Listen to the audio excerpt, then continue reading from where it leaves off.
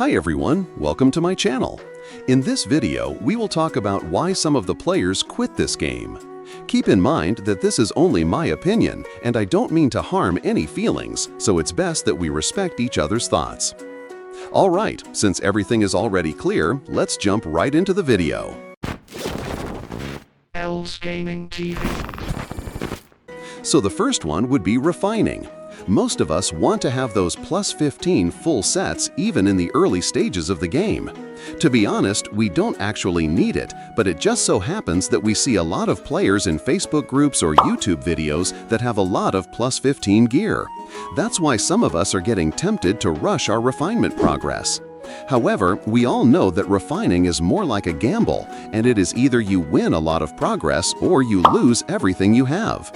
So for this one, what I suggest is for you to keep it steady. You don't need to get a plus 15 full set right away. Just play it at your own pace. Upgrade your gear one by one, and eventually you'll get there. Next would be the dungeons. We all know that most of the dungeons here in Ragnarok Mobile have mechanics. That's why it is a bit overwhelming for new players to learn it all at once. It's true that it is one of the bad decisions this game has made, but what I want you guys to know is that most of these dungeons already have tutorials on YouTube. Unlike when it first came up in Eternal Love, we don't really have any idea how to beat these dungeons, and we spent hours practicing just to clear a certain stage. If you're going to tell me that you don't have time to watch tutorials, then that's perfectly fine. Then you can just continue to fail every dungeon over and over again, and I'm sure that you'll learn it eventually. Because that is what we're good at, right? People always adapt, so I believe that you will be able to learn it after failing several times. Just be sure that you don't quit, okay? Another thing about the dungeon is the public party. Most of the party leaders only accept fully geared players. That's why it is really hard for other people to join a party. For this one, what I highly suggest is for you to build a support multi-class like Archbishop or Tank. Those two classes are extremely needed in dungeons, so you can just use your multi-job class when completing your weeklies and then go back to your main class when focusing on other parts of the game. Just be sure that you get decent equipment for your multi-class as well and learn all of the game mechanics. But the best advice I can give you for this one is just don't stress yourself out. If you can only clear novice difficulty, then just do it. You don't need to clear all legend difficulty in the game. Just go at your own pace and don't mind other people flexing all over the internet. Focus on your own progress and enjoyment. Okay, so next will be Imbalance class. For those players who love to play PvP, I'm sure that you've experienced a huge game imbalance, like when we were fighting with instant/royal guards or getting burst by a warlock.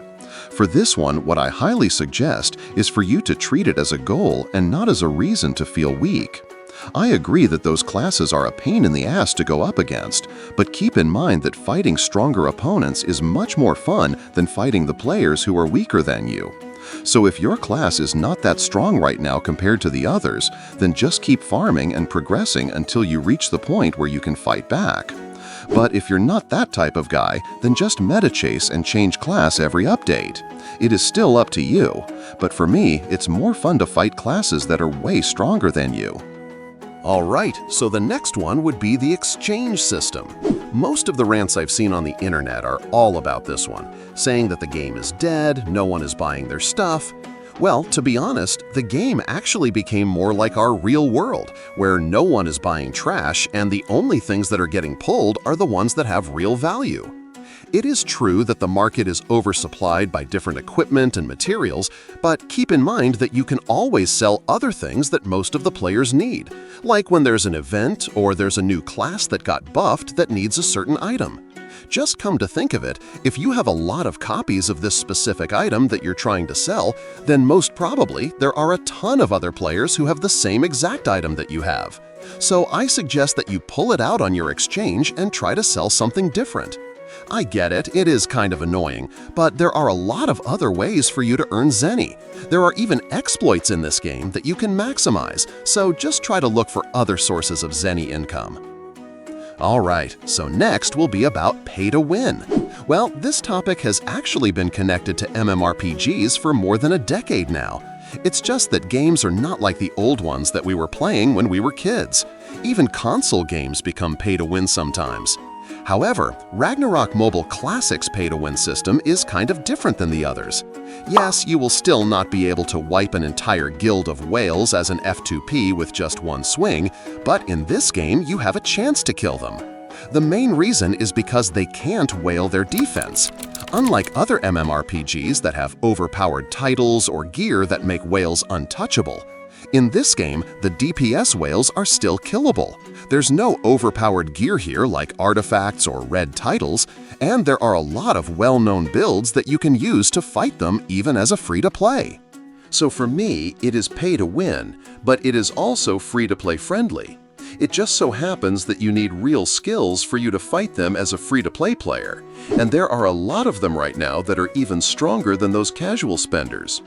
By the way, guys, what I mean by free-to-play is literally zero top-ups from the beginning until now. I just want to make sure that everything is clear. Next would be guild issues. This one is kind of funny, but just to tackle it quick. If there are toxic players in your guild, then there are a lot of other guilds to choose from. Just be sure that you join a guild that will suit your playstyle. And don't ask them too much of a favor. It's better that you do your own weeklies by joining public parties than beg for your guildmates to run it for you while you're AFK. Alright, so last would be Burnout and event schedule.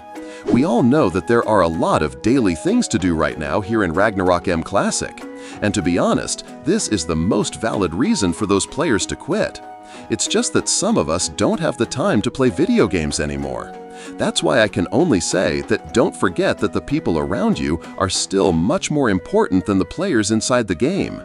This might be more than a game to others, but it is just a regular game for those people who have a lot of responsibilities.